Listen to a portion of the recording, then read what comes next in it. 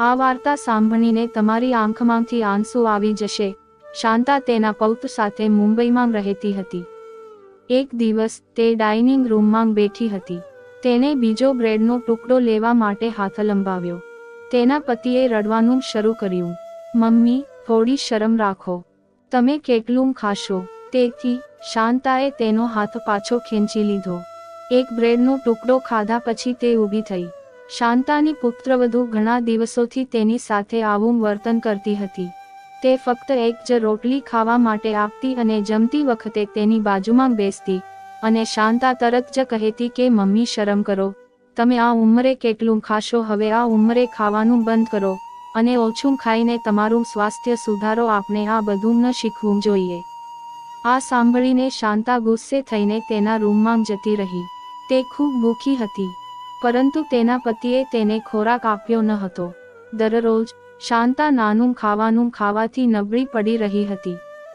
તેનામાં નબળાઈ જોઈ રહી હતી. તેણીને ભૂખ લાગતી ન હતી. હવે જ્યારે પણ તે ઘરે કંઈક નવું બનાવતી ત્યારે તે આપતી નહીં. શાંતા તેના પતિના વર્તનથી કંટાળી ગઈ હતી અને તે તેના પર ખૂબ ગુસ્સે હતી. શાંતા તેના રૂમમાં બેઠી હતી અને રડતી હતી. અચાનક તેને કંઈક યાદ આવ્યું અને તે ઊભી થઈ અને તેનું કબાટ ખોલ્યું અને રસોડામાંથી તે એક આલ્બમ કાઢ્યું અને તે આલ્બમ લઈને બેઠી. આલ્બમમાંથી ફોટો કાઢી રહ્યો હતો અને તે ભૂતિયા ગાડીમાં પડી ગઈ. તેની સામે તેની ભૂતિયા ગાડી આવી ગઈ. શાંતાના પતિ અવસન 9 વર્ષનો હતો. શાંતાને 2 બાળકો હતા, મોટો દીકરો અજય અને નાનો દીકરો અલ્પેશ. બંને દીકરા સરકારી નોકરી કરતા હતા. મોટો દીકરો તેની પત્ની હતી અને તે તેના બાળકો સાથે બેંગ્લોરમાં રહેતો હતો અને શાંતા તેના નાના દીકરા સાથે મુંબઈમાં રહેતી હતી. તેનો નાનો દીકરો મુંબઈમાં કામ કરતો હતો. અજયની પત્નીનું નામ લતા હતું અને અજયને 2 બાળકો હતા. અજયની પત્ની અને વર્ષમાં એકવાર તેના બાળકો સાથે તેના માતા પિતાને મળવા જતી હતી અને તે મહિનામાં એકવાર તેની માતાને ફોન કરીને કહેતી કે તેની સાસુ ક્યારેય તેની સાસુને ફોન કરતી નથી અને ક્યારેય તેની સાસુ વિશે પૂછતી નથી. તેના પિતાના મૃત્યુ પછી અજય અને તેની પત્ની વાવે ક્યારેય તેની માતાને તેની સાથે રહેવા આવવાનું કહ્યું ન હતું. જો માતાએ તેને તેની સાથે રહેવા કહ્યું હોત તો શાંતા તેની સાથે રહેવા તૈયાર હોત.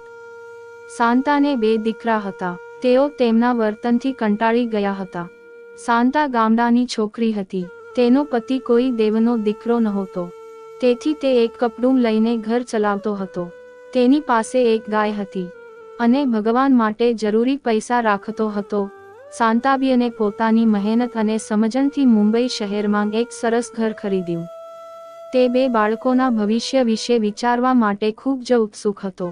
તેથી તેણે મુંબઈમાં એક ઘર ખરીદ્યું અને તે બંધ કરી દીધું.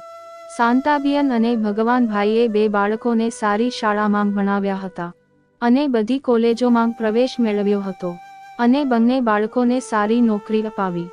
જ્યારે બંને બાળકોને નોકરી મળી ત્યારે બાળકોનો આખો પરિવાર પરિણીત હતો. શરૂઆતમાં બંને દીકરાઓ અને પુત્રવધુઓનો વ્યવહાર ખૂબ જ સારો હતો, પરંતુ જ્યારે ભગવાન ભાઈ અવસનના લગ્ન થયા ત્યારે બંને દીકરાઓ અને પુત્રવધુઓ તેમના પરિવારમાં વ્યસ્ત થઈ ગયા. પરંતુ થોડા દિવસોથી તેની સાથે જે વર્તન થઈ રહ્યું હતું તે કોમલ તે સહન કરી શકતી ન હતી. અલ્પેશને તેના પતિના વર્તનની ખબર નહોતી, કારણ કે તે સવારે વહેલા ઓફિસ જતો હતો અને રાત્રે ઓફિસથી મોડા આવતો હતો અને જે દિવસે તે ઓફિસમાં હતો તે આખો દિવસ આરામ કરવામાં વિતાવતો હતો અને બાકીના સમયમાં તે મજૂરી કામ કરતો હતો અને તે જે સમય બચાવતો હતો તે સમયે તે તેના બાળક અને પત્ની સાથે બહાર જતો હતો. શાંતાબાઈ એક ગરીબ મહિલા હતી અને તેણે તેના જીવનમાં તેના પ્રેમ અને સમજણથી ઘણું શીખ્યું હતું. તે એટલો સીધો નહોતો કે તે દુર્વ્યવહારનો ત્રાસ સહન કરી શકે, પણ તેના માતા પિતા હંમેશા આલ્બમ જોતી વખતે તે આંખોમાં આંસુ સાથે રડી રહી છે. તે તેના પતિને યાદ કરી રહી છે. એક ફોટો જોઈને તે તેને યાદ કરી રહી છે. તે ભૂતકાળમાં તે કેવો હતો તે યાદ કરી રહી છે કે હું મારા બાળકોનો ત્રાસ સહન કરી શકતી નથી. અમે આ ઘર ખૂબ મહેનત કરીને બનાવ્યું હતું અને આજે આ ઘરમાં મારું કોઈ માન નથી. હું સમયસર ખાઈ પણ શકતો નથી અને હું ભૂખ્યો છું. હવે હું આ દુઃખ સહન કરી શકતો નથી. જ્યારે મેં આલ્બમ બંધ કર્યું ત્યારે ઘરના કાગળ પર લખ્યું હતું. ઘરનું નામ તેના નામ પરથી રાખવામાં આવ્યું હતું. આ કાગળ જોઈને તેની વધુ હિંમતવાન બની. તેણે નક્કી કર્યું કે હવે તેના બાળકોને ભાનમાં લાવવાનો સમય આવી ગયો છે. તેણે આલ્બમ અને ઘરના કાગળો કબાટમાં મૂક્યા. તેણે કબાટ બંધ કરીને વાયર મૂક્યો. તેણે કબાટમાં ચાવી મૂકી. તે ઘરની બહાર નીકળી ગઈ. તેની બહેન પણ સલ્લાબેન ગઈ. તેના રૂમમાં બેઠી હતી અને ભગવાનનું નામ વાંચી રહી હતી. જ્યારે તે આવી ત્યારે તે ખુશ થઈ અને તેની પાસે આવી અને તેને બેસવા કહ્યું. તેણે તેને પૂછ્યું, શું વાત છે? બધું બરાબર છે ને? તને કંઈ થયું? તું આ સમયે કેમ આવી? તો તેણે કહ્યું, બહેન, હું તને શું કહું? મારી સાસુએ મને ખૂબ આશ્ચર્યચકિત કરી છે. જ્યારે પણ હું જમવા બેસું છું ત્યારે તે કહે છે, હું ફક્ત એક જ રોટલી ખાઉં છું, પણ બીજી રોટલી મારા હાથને સ્પર્શવા દેતી નથી. ઘણા દિવસો થઈ ગયા છે. મારી વહુ જે રીતે વર્તે છે તે જોઈને હું આ વર્તનથી કંટાળી ગઈ છું. બહેન, તને ખબર જ છે કે આપણા લગ્ન મુલતવી રાખવામાં આવ્યા છે અને તમે પહેલાથી જ અમારી સાથે છો.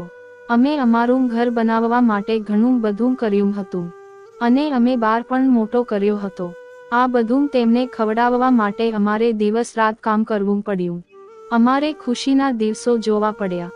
અમારે ખાતરી કરવી પડી કે બાળકોનો ખોરાક અને કપડાં ખૂટે નહીં. અમારે દુઃખમાં કામ કરવું પડ્યું અને અમારે આ બધું કરવું પડ્યું. આજે એ જ દીકરાઓ અને પુત્રવધુઓ ભોંગરામાં બેઠા છે. તેઓ મને ઘણું બધું ખાઈ રહ્યા છે. આજે મને કોઈ ઈચ્છા નથી અને એક વાતનો કોઈ અર્થ નથી કે આ વાતનો કોઈ અર્થ નથી. જ્યાં માતા રહે છે તે શું કરે છે તે વાંધો નથી. તમે ઘરમાં તમારો હિસ્સો માંગવા વહેલા આવશો, પણ જે ઘર બનાવવા માટે આટલી મહેનત કરી છે તે કોઈને પરવા નથી. આ બધું બાળક માટે છે, પરંતુ જ્યારે બાળક તેના માતા પિતાની સેવા કરે છે ત્યારે તેમને આ બધું મળે છે અને અહીં તેઓ મારી સેવાઓ સિવાય બધું જ માંગે છે. માતા પિતા પાસે કંઈ નથી, પરંતુ તેઓ તેમના બાળકોને ખુશ રાખવા માટે સખત મહેનત કરી રહ્યા છે. પણ આજના બાળકો માતા પિતાની મિલકત પર બેઠા છે અને તેઓ તેમના બાળકોની સેવા કરવા માંગતા નથી. સલ્લાબેન કહે છે, અને આજે દરેક ઘરમાં આવું થઈ રહ્યું છે. મારો દીકરો અને પુત્રવધુ પણ મારી સાથે આવું જ કરી રહ્યા હતા. તેથી મેં મારા દીકરા અને પુત્રવધુને ધમકી આપી કે જો તમે મારી સાથે સારું વર્તન નહીં કરો તો હું તમને આ ઘરમાંથી કાઢી મૂકીશ અને તમને રોટલીનો ટુકડો પણ નહીં આપીશ. પછી મારી પુત્રવધુ અને પુત્રવધુ મારી સાથે સારું વર્તન કરવા લાગ્યા. પરંતુ બહેન શાંતા ગુસ્સે થઈ ગઈ અને કહ્યું, હું મારા ભાઈના ટેકામાં છું. મારા ભાઈએ બધું ઠીક કરી દીધું છે, પણ હું શું કરી શકું? જો મારા પતિ જીવતા હોત તો મારે આ દિવસ જોવો ન પડત, પણ મારા જીવનમાં મને એ ટેકા નહોતો. મેં લખ્યું અને પછી હું બચી ગઈ. મને લાગ્યું કે ભગવાને મને 2 દીકરા આપ્યા છે અને પછી મારો ટેકા મારા ગર્ભમાં હશે. પણ તે સમયે બંને દીકરાઓ પોતાની દુનિયામાં ખુશ છે અને કોઈ નથી. ... મને કંઈ દેખાતું નહોતું. બસ તેઓ પોતાની વહુઓ હતા અને તેઓ પોતાના બાળકો સાથે આનંદથી જીવન જીવી રહ્યા હતા. અત્યાર સુધી હું વિચારતી હતી કે એકલી વિધવા સ્ત્રી શું કરી શકે, પણ હવે આ બધું થઈ ગયું છે. હું મારા દીકરાઓને બતાવીશ કે એકલી વિધવા સ્ત્રી શું કરી શકે છે. જે સ્ત્રી પોતાના બાળકોને જન્મ આપી શકે છે અને તેમને આ દુનિયામાં લાવી શકે છે અને તેમને મોટા બનાવી શકે છે, તે આ બધું કરી શકે છે. હવે મારા દીકરાઓ અને દીકરાઓની વહુઓએ મને લાઈન પર લાવવો પડશે અને તેના માટે હું આજે ફક્ત તમારી પાસે આવી છું. બહેન, મારે તમારી સાથે એક કામ છે. હું બહેન સરલાને કહી રહી છું કે સંતાબેન સંતવન આપે. બહેન, કૃપા કરીને મને કહો કે હું તમને કેવી રીતે મદદ કરી શકું. હું તમને મદદ કરવા તૈયાર છું. તેથી મેં સંતાબેન સંતવનને એક ફોન નંબર આપ્યો અને સરલાને આપ્યો અને કહ્યું કે આ નંબર મારા દીકરાનો છે અને તમે તેને ફોન કરીને કહો કે તમારી માતા ખૂબ બીમાર છે અને તમારો નાનો ભાઈ અલ્પેશ તમારી માતા તરફથી તમારા ઘરનું કામ કરી રહ્યો છે અને જો તમે ત્યાં નસીબદાર છો તો તમારે અહીં જલ્દી આવવું જોઈએ, નહીંતર તમને કંઈ મળશે નહીં. તેથી સરલા બહેનને કહો, ઠીક છે બહેન, હું તમને હમણાં ફોન કરી રહી છું. તેથી સરલા બહેન તેના પતિનો ફોન લો અને અજયને ફોન કરવા લાગી. અને શાંતાની સામે તેણે તેના દીકરાને ફોન કર્યો અને આ વાતચીત સાંભળી. શારલાની વાતચીત સાંભળીને અજય ચોંકી ગયો. તેણે શારલાને કહ્યું કે કાકી, સારું થયું કે તમે અમને ફોન કર્યો અને આ બધું જાણ્યું. ખૂબ ખૂબ આભાર. હું હમણાં મારી પત્ની અને બાળક પાસે જાઉં છું. આટલું કહીને તેને ફોન કાપી નાખ્યો. તેણીએ કહ્યું કે તેનો દીકરો કાલે સવાર સુધીમાં પાછો આવી જશે. તેથી તેણે કાલનો પ્લાન તૈયાર કર્યો. તે સરલાની મદદથી ઘરે પાછી આવી. તે તેના રૂમમાં ગઈ અને શાંતિથી સૂઈ ગઈ. તે કાલ વિશે વિચારવા લાગી. તેને ખબર જ ન પડી કે તેને કાલ વિશે ક્યારે વિચાર આવ્યો. તે સવારે ઉઠ્યો, સ્નાન કર્યું અને પૂજા કરવા બેઠો અને પછી રસોડામાં ગયો અને પોતાના માટે ચા બનાવી અને બહાર આવ્યો અને સોફા પર બેઠો અને ચા પીવા લાગ્યો. અને ચા પીતા પીતા તેને રસોડું બંધ કરી દીધું અને લાઇટ બંધ કરી દીધી અને પછી મોટા દીકરા અજયના રૂમની લાઇટ બંધ કરી દીધી. અલ્પેશ અને કોમલ હજુ પણ સૂતા હતા. રવિવાર હતો તેથી બાળકો પણ વ્યસ્ત હતા અને અલ્પેશ પણ ઓફિસમાં વ્યસ્ત હતો. તેથી તેઓ બધા સવાર સુધી આરામ કરી રહ્યા હતા. બધાને રસ્તો દેખાવા લાગ્યો. થોડી વાર પછી કોમલ જાગી ગઈ અને હાથ ધોયા. પછી તે ચા બનાવવા માટે રસોડા તરફ ચાલવા લાગી. જ્યારે તેને જોયું, રસોડાની બહાર આગ સળગી રહી હતી. આ જોઈને કોમલ બેભાન થઈ ગઈ. તે ગુસ્સે થઈ ગઈ અને કહેવા લાગી, આ રસોડામાં કોણે આગ લગાવી છે અને અહીં શું થઈ રહ્યું છે? તેણે તેની સાસુ તરફ જોયું અને પૂછ્યું, આ બધું શું છે અને તું આટલી આરામથી કેમ બેઠી છે? જ્યારે કોમલે તેની સાસુને આ વિશે પૂછ્યું ત્યારે શાંતાએ ખૂબ જ આરામથી કહ્યું, તે દીકરા, મેં દોરામાં દોરા નાખ્યો છે. તેથી કોમલ ખૂબ ગુસ્સે થઈ ગઈ અને તેણે કહ્યું, માતા, દોરામાં દોરા નાખવાની તારી હિંમત કેવી રીતે થઈ? આ સાંભળીને શાંતા પણ ગુસ્સે થઈ ગઈ અને પછી જ્યારે તે સોફા પરથી ઊભી થઈ, કોમલને હથોડી વાગી. કોમલ જમીન પર પડી ગઈ. તો સંતાબેને કહ્યું કે વાહ બેટા, આ હાથ ન સમજીને તે સખત મહેનત કરીને મજબૂત બની છે. હવે જો તું મારી સાથે જોરથી વાત કરશે તો હું તારી જીભ ખેંચી લઈશ. આ જોઈને કોમલ શાંત અને ડરી ગઈ. તેને પહેલી વાર તેની સાસુને આટલી વિકૃત સ્થિતિમાં જોઈ હતી. તેને લાગ્યું કે તેની સાસુ એક સરળ અને સરળ સ્ત્રી છે, પણ તેને ખબર નહોતી કે બહેન સંતા કોઈ સરળ અને સરળ સ્ત્રી નથી, કે તેની પુત્રવધુ તેને સહન કરી રહી છે. તો મેં અલ્પેશને પૂછ્યું, સવારે શું ઝઘડો થયો હતો અને તું અહીં કેમ બેઠો છે? તને શું થયું? તો સંતાબેને ગુસ્સામાં કહ્યું, દીકરા, તું મને એવી રીતે પૂછી રહ્યો છે કે જાણે તું આ ઘરમાં રહીને પણ કંઈ જાણતો નથી. તારી પત્ની મારી સાથે કેવી રીતે વર્તે છે? અત્યાર સુધી તે તારી પત્નીને કંઈ કહેતી નહોતી, એટલે હું આજે બધું ઠીક કરીશ. તો અલ્પેશે કહ્યું, મમ્મી, તમને શું થયું? મને કહે. તો મેં સંતબેને કહ્યું કે તું મને આ બધું ન પૂછ, તારી પત્નીને પૂછ. તું મને એક કરતાં વધુ રોટલી કેમ નથી આપતી? હું એક રોટલી ખાધા પછી બીજી રોટલી લેવા જઈ રહી છું. તે મને શરમાવા કહે છે. તું કેટલું ખાશે? તને આટલું બધું ખાવામાં શરમ નથી આવતી? તે ઘણા દિવસોથી મારી સાથે આવું વર્તન કરી રહી છે અને ઘરે જો કોઈ સારું બનાવે છે તો હું તેને આપતી નથી. આજે મારા પોતાના ઘરમાં તેઓ મને ખાવા માટે ખોરાક આપે છે. હવે હું તે લઈ શકતો નથી. આ ઘર મેં અને તારા પિતાએ તેને બનાવવા માટે ખૂબ મહેનત કરી છે અને આ ઘર પર તારો કોઈ અધિકાર નથી. તારી પત્ની જ્યાં બેસે છે તે રસોડું મેં બનાવ્યું છે અને બધું મારું છે. આ વાત સાંભળીને અલ્પેશની આંખો ફાટી ગઈ. તેણે ક્યારેય સ્વપ્નમાં પણ વિચાર્યું ન હતું કે તેની પત્ની તેની માતા સાથે આવું વર્તન કરશે. તે ફક્ત પોતાના કામમાં વ્યસ્ત હતો. તેને પરિવાર વિશે કોઈ ખ્યાલ નહોતો. અલ્પેશે ગુસ્સામાં કોમલને પૂછ્યું કે તેની માતા જે કહી રહી છે તે સાચું છે, પરંતુ કોમલના મોંએ એક પણ શબ્દ બોલ્યો નહીં. તેને કહ્યું, માથું નીચું રાખીને બેઠો અલ્પેશ સમજી ગયો કે તેની માતા સાચું કહી રહી છે. અલ્પેશ તેની પત્ની પર ખૂબ ગુસ્સે હતો અને તેણે તેને મારવાનું શરૂ કર્યું.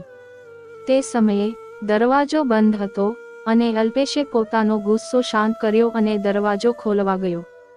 દરવાજો ખુલતા જ સવારે તેનો ભાઈ, ભાભી અને બાળકો, અને તે કહે છે, ભાભી, તમે સવારે આવી રહ્યા છો, બધું બરાબર છે, તમે આવી રહ્યા છો. તેને ખબર પણ નહોતી. તો અજય પણ જવાબ આપ્યો કે તેને પણ આપનાથી ઘણું છુપાવ્યું, તો હું તમને બધું કેમ કહું. અજય, તેની પત્ની અને બાળક ઘરમાં પ્રવેશી રહ્યા છે. તે ડરી ગઈ છે અને ઊભી થઈ ગઈ છે.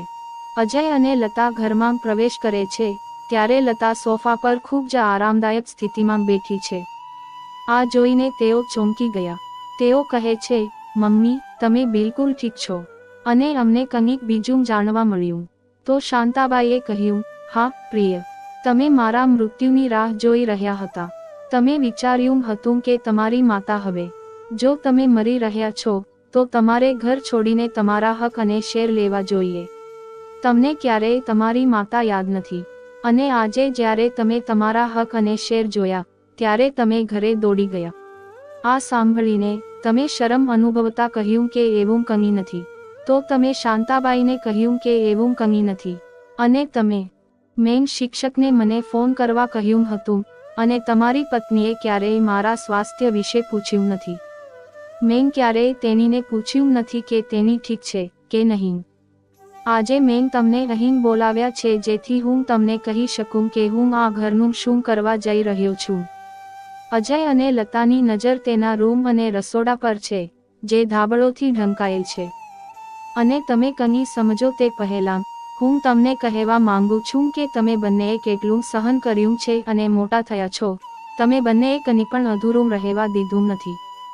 અમે જે કંઈ માંગ્યું તે અમે મેળવ્યું અને લાવ્યા અને આજે તમારા બંને માટે તમારી માતાની એક રોટલી પણ ચૂકવવામાં આવી રહી છે. જો તમે આટલા નકામા દીકરા છો તો પછી જે તેની માતાને 2 રોટલી ખવડાવી શકતા નથી તે એકમાત્ર વસ્તુ છે, તો પછી હું તમને મારું ઘર કેમ આપું. તમે તમારા માટે જે મહેનત કરી છે તે મહેનત તમે તમારા બાળકો માટે કરશો અને તે બાળકો તમારા ઘરમાં તમારી સાથે આવું વર્તન કરશે તો તમને કેવું લાગશે. અને પછી તને ખબર પડશે કે તું તારી માતા સાથે કેવો વ્યવહાર કર્યો છે. હું આજે નિર્ણય લઈ રહી છું કે હવેથી હું વૃદ્ધાશ્રમ જઈશ અને આ ઘરમાં પણ રહીશ. હું વૃદ્ધાશ્રમમાં દાન કરીશ. મેં સાંભળ્યું કે બંને દીકરાઓ અને વહુઓ હોશ ગુમાવી બેઠી અને બંને દીકરાઓ હાથ જોડીને પગ પર પડ્યા અને રડતા રડતા બોલ્યા કે મમ્મી, અમને માફ કરજો, અમે મોટી ભૂલ કરી છે. તમે આટલો કઠોર નિર્ણય ન લીધો. હવેથી અમે ક્યારેય આવી ભૂલ નહીં કરીએ. જો તમે અમારી સાથે આવું કરશો તો અમે ક્યારેય જીવીશું નહીં. અમે ભૂલ કરી છે, અમને માફ કરજો. અમે ક્યારેય તમારું અપમાન કર્યું નથી અને અમે ક્યારેય તમને દુઃખ આપ્યું નથી. અમે જેમ તમે કહો છો તેમ કરીશું.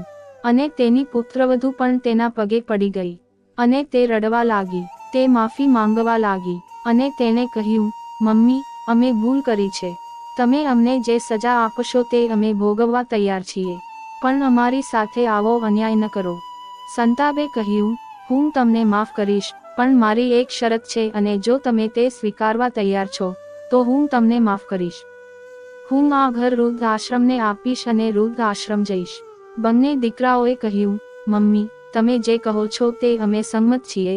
તેથી સંતાબે કહ્યું, મારી પહેલી શરત એ છે કે તમે બંને મને મારો માસિક ખર્ચ આપો અને બીજી શરત એ છે કે તમારે મારી વાત સાંભળવી પડશે અને તમારે મારી સામે કંઈ કરવાનું નથી. તમે જે કરવા માંગો છો મને પૂછો. તમારે તે પછી કરવું પડશે અને જ્યારે પણ મને મન થાય હું તમારા ઘરમાં રહી શકીશ. અને જો તમે બંને મારી પત્ની છો તો તમારે મારો આદર કરવો પડશે. તમારે મારી સાથે સારો વ્યવહાર કરવો પડશે અને તમારે મારી સેવા કરવી પડશે. જુઓ, જો તમે મારી શરત સ્વીકારો છો તો ઠીક છે, નહીંતર હું આજે વૃદ્ધાશ્રમ જઈશ. તેથી બંને દીકરાઓ અને પુત્રવધુ એકસાથે કહેવા લાગ્યા કે માતા, અમે તમારી શરત સ્વીકારીએ છીએ. અમે તમે જે કહો છો તે કરવા તૈયાર છીએ.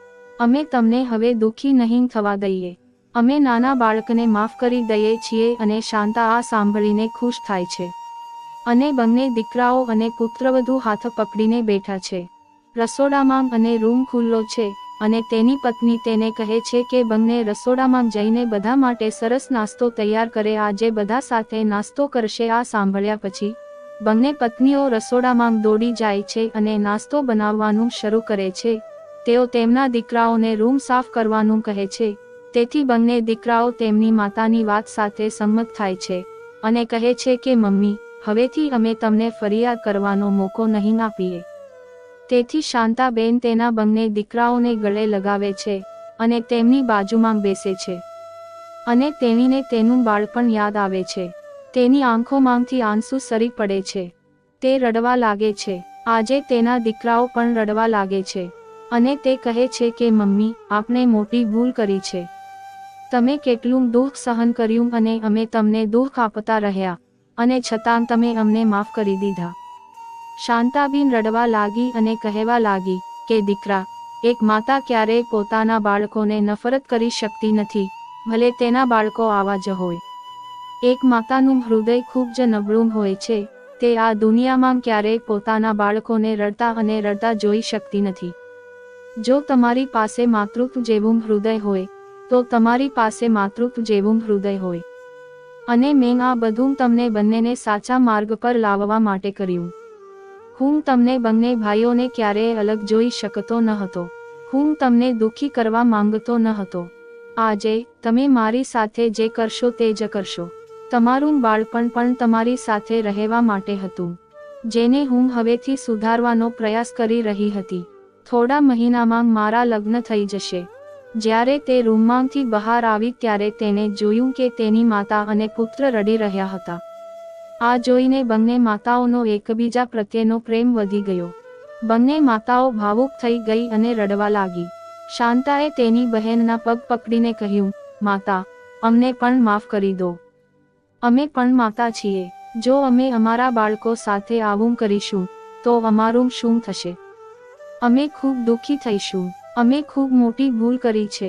આજે અમે તમને ક્યારેય ફરિયાદ કરવાનો મોકો નહીં આપીએ. તો શાંતાબેને બંને પુત્રવધુઓને પગથી ઊંચા કરી છે અને તેમને પોતાના હાથમાં પકડી છે અને તે કહે છે, તમે બંને મારી પુત્રીઓ છો. હું તમને પણ માફ કરું છું. હવે તમે ક્યારેય આવી ભૂલ નહીં કરો. આ ઘટના પછી કોમલ અને લતા સંપૂર્ણપણે બદલાઈ ગયા હતા. તે ખૂબ જ હતાશ હતી. તેના બંને પુત્રો શાંતાનો માસિક ખર્ચ ઉઠાવતા હતા.